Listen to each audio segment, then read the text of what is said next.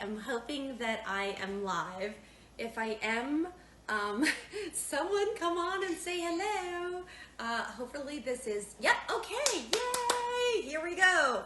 So I have not been with my Gen Youth Instagram family in quite some time. Actually, we haven't been here since before the Super Bowl.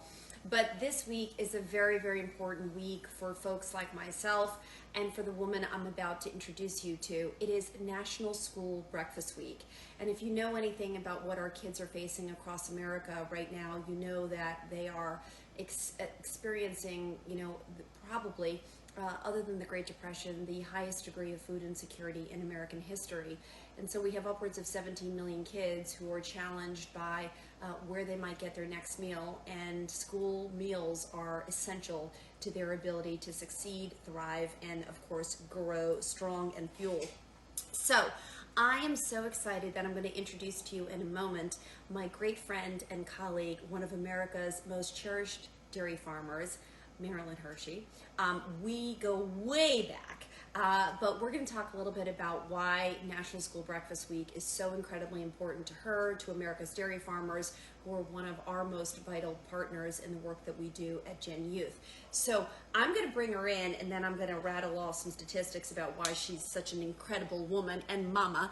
But let me just see if she's here so that I can find her. Okay, she has not... Okay, hold on with me, stay with me 1 second. She has not clicked in yet, but I'm going to see if she joins me. But let me give you a couple of statistics on her. Not only is she the chair of something called Dairy Management Inc. And the United Dairy Association Board, she's been World Expo Woman of the Year. Oh, there she is. Hello. Can you hear me? Hello. Oh, okay, she left. Maybe she's trying it again. Okay, bear with us, bear with us. Okay, most importantly, I just want you to know, her and her husband, Dwayne, have 4 kids, okay? They live, their kids live all over the Northeast, but they're from Pennsylvania, and their farm is Our Joy Farms. And oh, by the way, they have 550 acres in which they milk 800 cows. Think about what you can do in 24 hours, and then think about what they are able to do in 24 hours. It's simply remarkable. But, they're environmental stewards. I mean, she's gone and spoken all over, UN, you name it, everywhere. She is a maverick. So hold on 1 second. Let me just try this one more time. And forgive me, I have lots of my beautiful dairy products in front of me because I want to talk a little bit about what goes into understanding where your food comes from. So I feel sort of yummy and excited here that I've got a little bit of milk, I've got a little bit of yogurt, and I've got some delicious cheeses that I want to start diving into. Hold on 1 second. There is, okay. I think we might be coming through. I hope. Let's see. We're trying. I have faith it's going to happen. Boy, Wi-Fi connections. Everyone in today's environment, as you know, we're all using our Wi-Fi during the day because we're working from home, or we have kids who are using the Wi-Fi at home. But I think Marilyn is actually outside on the farm, and so that is a little bit more challenging, but so much more exciting because we want to see her out in the farm with our beautiful cows. And so we are waiting for her, so have no fear. I know she'll be here. It says waiting, so I'm sure she'll be here in a moment. In any event, as I was saying before, talk about environmental stewardship, talk about the role that things like methane digesters and others play. Oh, okay, it's not working. Here, I'm going to view her request. Let's see. Okay, let's see. We're trying it again. I just have lots of faith this is going to happen. There's like a man upstairs who's going to help us. There's a woman upstairs. There she is. Finally. Hello. How are you? Oh my goodness. Great to see you. I'm good. Well, listen, Great to see you. Oh my goodness. This is the best part about technology is we are all dependent on these devices. And I was just saying, Marilyn, that that like we're now all on Wi-Fi, broadband constantly. Our kids are half of which are remote at home. I've got some of them down in the basement. And technology has democratized our ability to all communicate with one another. But oh boy, well, we've become dependent on it. I was trying to be out on the farm, so I thought that would be a great idea. And I had to run down from the barn because it wasn't working. Oh, I'm sorry. I wanted you out there too. And you may or may not see it, but I brought some milk, some yogurt, and I talk about some beautiful cheeses. And I just said, nice. You are, we go way back, and I have a personal love affair for Marilyn for so many reasons. It's hard to comprehend, but she, I would argue, is one of the most powerful voices in the dairy industry for a range of topics and issues. But she's really, in so many ways, I feel like, Marilyn, I feel like you're you're like the adjunct professor, when you have taken care of 550 acres and 800 farms. I think you just know how to translate for some folks what are either arcane concepts or things that they just don't understand about the role of ag and the role of what you do every single day. So I'm so grateful to you that on this National School Breakfast Week, which you and I know is so important to our kids, that you were willing to join us this morning. And I wish you were out on the farm taking care of our babies, but we know you're taking care of them every single day. So let's just kick off by talking a little bit about you and your husband, Dwayne. You start out in this farm generationally. What is it about what you do every day that makes you so incredibly passionate? I grew up on a dairy farm, and I knew this is where I wanted to raise my family. I knew this is what I wanted to do, and was so fortunate. Dwayne and I got married, had the opportunity 30 plus years ago to start partnering with his parents, and we've been dairy farming ever since. And it is a lifestyle for us. It's not only traditional, generational. My grandmother was a dairy farmer, but it's a passion that I have deep, deep, deep inside of us, and I think it's caring for the animals. It's the love of the land. It's just what we love to do. And I'm very fortunate to have that opportunity. And it's not an easy job. I said before, before you got on, I said, we all look at ourselves and we say, oh, look at what we did in 24 hours. Your job is a 24-hour job. Give folks a sense of what is 24 hours like on a farm and how you take care of your 800 babies, in addition to your 4 others. We milk 3 times a day. So we have about 800 cows, milking about 750. We milk them 3 times a day. It really takes a team. So it takes a team of employees. It takes we have probably 15, 16, 17 employees that are here helping us, and it's a team effort, and we're all working together to care for the animals, to milk the cows, to take care of the babies. And it's certainly something Dwayne and I could not do ourselves. It takes a team. I love that. I love that. So, as we think about this week and, across the nation, we call attention to National School Breakfast Week because you and I both know, particularly now, and I've been reflecting back on where we were, Marilyn, a year ago when the world was just starting to come unglued. And here we are, fast forward a year, and we have some of the highest rates of food insecurity in our nation's history. Talk to me about why National School Breakfast Week is so important to you and dairy farmers every year, but in particular this year. It's interesting what COVID did. We know that there's a food insecurity. We know that breakfast is critical for children to be able to learn, to grow, and the availability is not there for everyone. Not only that, but my kids didn't always want to eat breakfast before they went to school. And then they get to school and they're hungry. And so you have to provide that. But when you look at a year like COVID, and it catapulted so many people, so many kids into that food insecurity instantly. And, the opportunity with schools being shut down was limited. And I think, that's where looking at what you did Alexis with Gen Youth, and providing those breakfasts, providing those meals to those children when they wouldn't have had it, and the opportunity was limited because of COVID.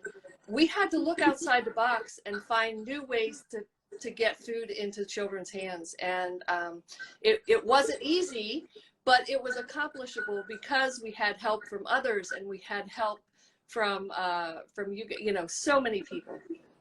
Well, Marilyn, I just want to say that, as we sat a year ago, and it's just been such a heavy-hearted moment, just to think of what we've been through for a year. And I've been just thinking so much about it. I remember going to see my team. My mom was in the hospital, and I remember going to see my team and saying, I'm worried. This is something that I think may change our lives forever.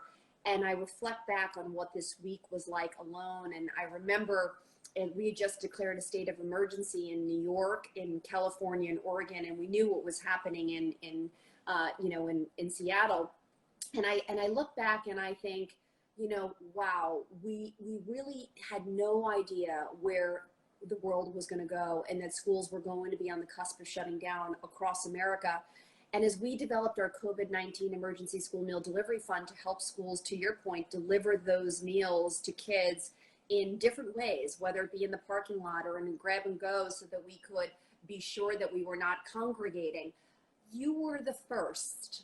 America's dairy farmers were the first when I called and I said, I need help, our schools need help, we need to do something now. And we didn't really know what the roadmap was. I mean, we put something together in the course of essentially 10 days.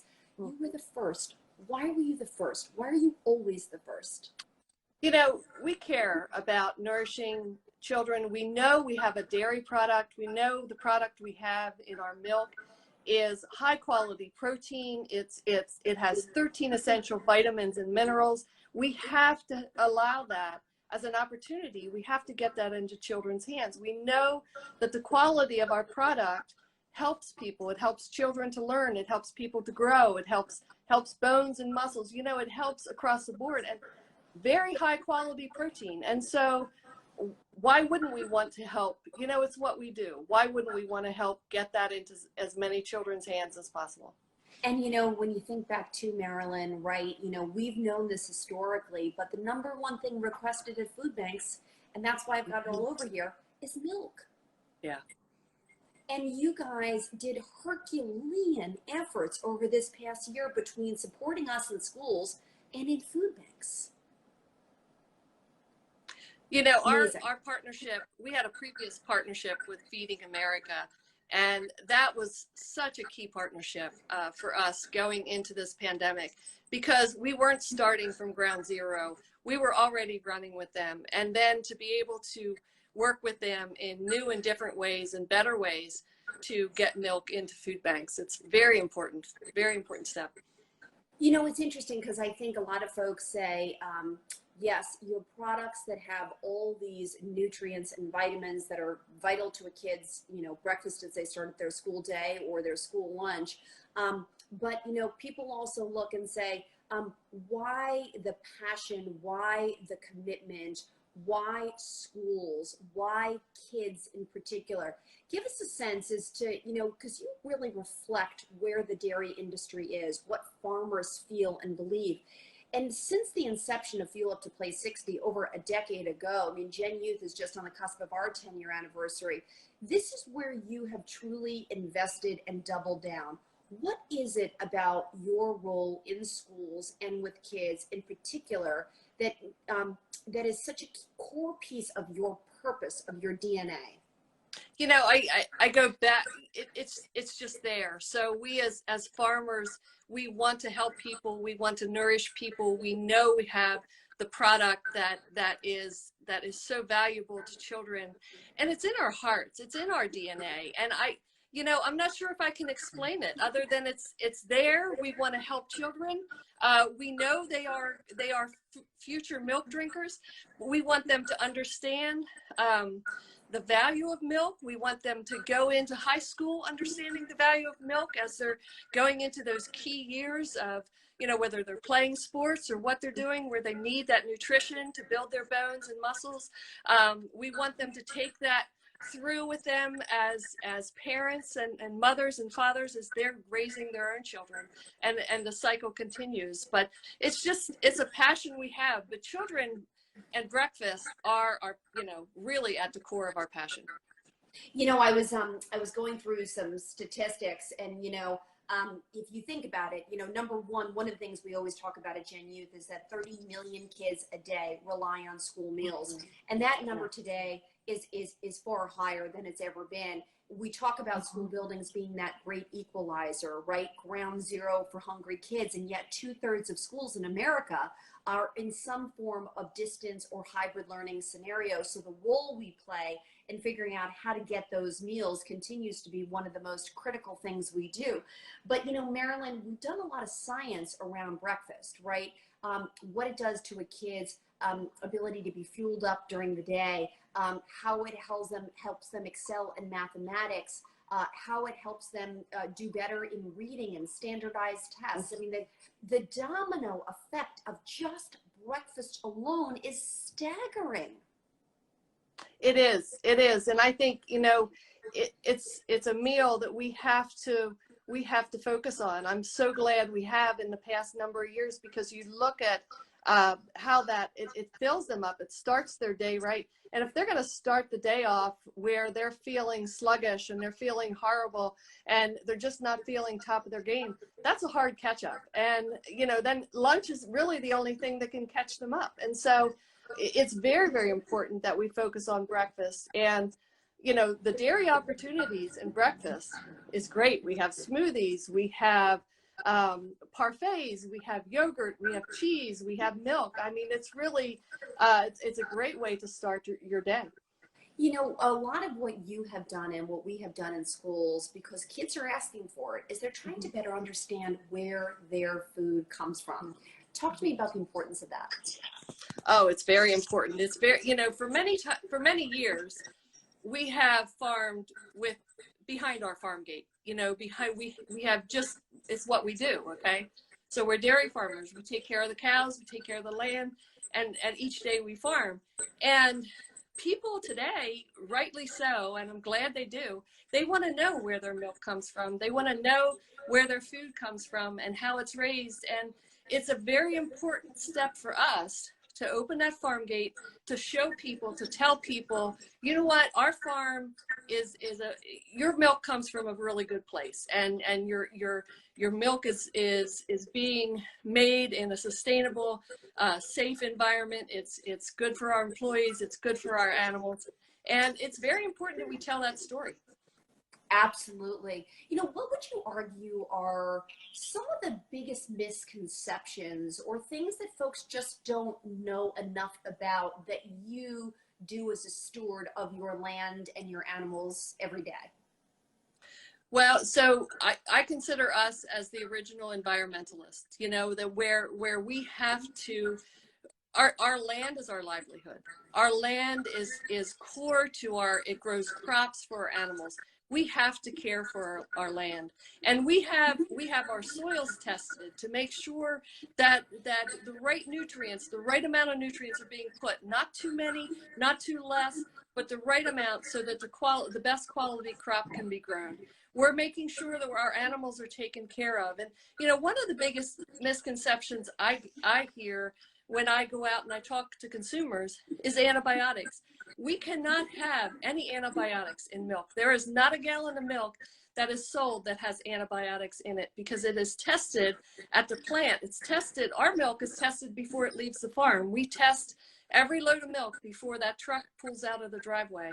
And just to make sure, and any cow, just like when my children were sick, they needed, had an ear infection and you needed antibiotics. Sometimes cows will get sick and you need to give them that. But that milk is dumped out. It doesn't come close to the milk tank. It's a great point, just for people to understand the degree of precision. That to me is the remarkable thing, is that people see and conceive of milk in gallons and half a gallons, but you think about every drop that goes in the gallon. To me, that's one of the most remarkable things that people don't understand, is that you're measuring, assessing, evaluating, thinking about what goes in the cow, what comes out of the cow, how it gets shipped, where it gets shipped, how it gets refrigerated. I was saying to some folks in a meeting last week, I said, I think you handhold your products arguably more than any product on the planet. Because there is such a thoughtful process to ensuring, to your point, that everything that hits the shelf has no additives essentially in it. Right, right, absolutely. And it is something we look at. I mean, we have to care for that. We have to look at that because, and one of the reasons is it's going to children. You know, so we care very much. You go back to, we care a lot about where this goes and the hands that it's getting into, and it's all about feeding this, you know, feeding people, feeding our communities a high quality product that can help them grow. Well, you know, I mean, I was just, you know, if you look at some of the statistics, right? You know, half of teenagers don't eat breakfast daily. 18% of American kids skip breakfast, and you and I certainly, you know, as mothers, we're on a mission to change that. And you know, if you look at some of the you know, just some of the data and the statistics on the role that, to your point, milk, cheese, and yogurt play combined in school meal programs, it's essential. School meals provide 77% of daily milk consumption for low-income children ages 5 to 18. These are some staggering and critical statistics that enable kids to learn. And if we look at what what you and I have talked an awful lot about is, you know, pre-COVID, it was about 1 in 7 kids in America that were food insecure. Today, that number is 1 in 3, depending on where you live in America. Now it's 1 in 4 across the country, but depending on the community you live in, that could be 1 in 3. I mean, I have to imagine that, Marilyn, these numbers, we talk about them as though they're statistics, but they're human beings. I have to imagine that that breaks your heart as a mother, as a farmer, as a, you know, as an American. Yeah, it really does. And I think that's what gives us, that's what spurs that passion for farmers. That's what spurs the passion at DMI, is knowing that behind those statistics is a child who just wants to eat, right? And just wants to have a quality breakfast, something to make them feel full, that feeling of feeling full. And it's just so important, whether it's breakfast in the classroom or breakfast carts at school. But you know, it's so important that we offer that opportunity, because for some children, that's their only meal, is school. And so it's very, very important that we offer a quality meal for them. 100%. You know, I'm thinking about, you know, you and you know, the process that goes into the milk, the yogurt, the cheese, and the other things that you accomplish. And I look at you as chair of Dairy Management Inc. and all the accolades and things that you've done, the stages you've stepped on. And I think about Women's History Month. What does it mean to be a woman and be a leader in this industry? It's very humbling.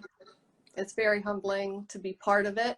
You know, when I received a couple awards, yes, you mentioned that, but I look around and there is a ton of farmers, women in leadership that are eligible, that could have won that award. You know, it's not one person coming out and doing something great.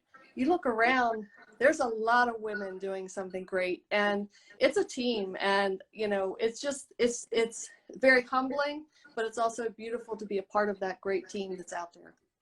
We look back on this past year, Marilyn, and we have seen the largest dropout of women participating in the workforce in American history. I wonder, as you sit here today, what would you say to women who are thinking about what comes next and considering not just working on the farm, but as you know, there are all different facets, whether it's around sustainability, whether it's the technology and utilization of technology on farm. What are the kinds of things that you would say to women who are looking for a new opportunity and that this industry could do for them? Well, there are opportunities out there, and we just have to continue to take one step at a time. We have to continue to have confidence. I think one thing sometimes women lack is a confidence in themselves, and we have to have that confidence within ourselves to be able to know we can do this, and we have a value to add to the industry. And you know, I look around and I look at the great women that are adding so much to this industry, and it's, you know, it's one step at a time, but it's also knowing that confidence in yourself. When you doubt yourself, Marilyn, what do you do? Oh, Alexis, I have a strong faith. When I start doubting myself, I go right to my faith. I love that. It's my foundation. It's what keeps me going. It's what gets me through the tough times, and it helps me through the high times. What have you learned through the tough times? To keep going. You know, you can't stop. You can't, you know, we have tough days on the farm. I think that's one thing farms show you every time. You know, things are going to break down just about every day, and you fix it and you move on. You have to continually have that mentality that you get up and you keep going. It's interesting because one of the ways I have described farmers is I don't know if anyone better understands resiliency. And so as we think about this country getting back on our feet, I look at you and I go, that's a part of your job scope. Every single day is resiliency. What do you say to folks who are trying to get back on their feet, get back to whatever normalcy looks like? Because I think you live it every single day. What kind of advice would you give them? Well, we do know resiliency because we do have to get back up on our feet every day. But it does come down to finding some work to do. You know, I think one thing that helps farmers is that there is work to do, and you get outside, you take one step, you take another step, you take another, and you keep going. And it's hard, you know, when you have COVID and you're inside and you can't do much outside. But you know, just having that time where you're encouraging your mind to grow and learning new things, I think it's very, very important. If you had one closing wish for where the dairy industry and how people know, believe, and I guess support farmers, what would that be? You know, there's so much buzz right now about climate, and there's so much buzz about sustainability. And, you know, farmers do a lot for the environment. Farmers have solutions for this climate problem. And there's no doubt that there's a climate issue, you know, but we do offer solutions on our farm, whether it's no-till farming. We have a digester on our farm where we take where the methane from the manure from the cows is actually converted into electricity. And that's just one very small example. There's so many solutions out there, and we are looking at more. We're looking at how farms can be more sustainable, can be more circular. We know that this planet needs livestock to have a balance, and it's just important for people to know that. I think that's a wonderful, wonderful, you know, closing, you know, salvo in terms of what you guys do, because it's interesting for someone like me who's been around farmers for a decade and who has worked on all facets of the industry. I would actually argue that not only are you unbelievable stewards and have been very forward thinking on your sustainability solutions, but to your point, you have such a breadth of solutions around sustainability that not only address your carbon footprint, but could actually be carbon positive, right? That you can help address other people's carbon footprints. So Marilyn, I am just going to, as I close, because I'm madly, deeply in love with you and I can't live without you, I want to let people know, if you don't know already, that Marilyn is going to join us on March 24th. Thank you for doing that on March 24th. 2 weeks from today, we are hosting our webinar, and our webinar is on healthier school communities. So it is on March 24th. It is for free. We highly recommend you join us for that. You can go to genyouthnow.org. You can sign up literally for free. We're going to have an incredible dialogue on where we are in healthier school communities today. What are the things we need to address going forward? The role that agriculture plays, the role that COVID plays in getting our schools back up and running and getting kids back to school and supporting families. Just an incredible breadth of issues and action steps. And so we are super excited that Marilyn, you will be joining us for that. Once again, March 24th, it is from 2 to 5:30 p.m. Eastern Standard Time. You can register on genyouthnow.org. I just want to make sure that I gave that information to folks because I know everyone's going to come back and want to see you. I can't thank you enough for being with me here today. Oh.